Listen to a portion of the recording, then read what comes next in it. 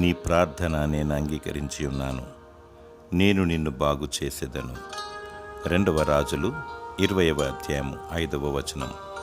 అనారోగ్యముతో ఉన్న ఆపదలు, కష్టాలలో, సమస్యలతో, అప్పులతో బాధపడుచున్నప్పుడు మొట్టమొదటిగా గుర్తుకొచ్చేది దేవుడే.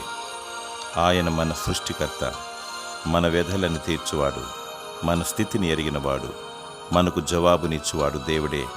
అడుగుడు ఇవ్వబడును, తట్టుడు తీయబడును, వెదుకుడు దొరుకును అని యేసు ప్రభువారు చెప్పారు. నీకు స్వస్థత, మేలు, దీవెన, సమాధానము, ఆదరణ, నెమ్మది, తృప్తిని దేవుడు నీ ప్రార్థన అంగీకరించి అనుగ్రహించాడు. దేవునికి కృతజ్ఞతాస్తుతులు చెల్లించి దానిని పొందుకో.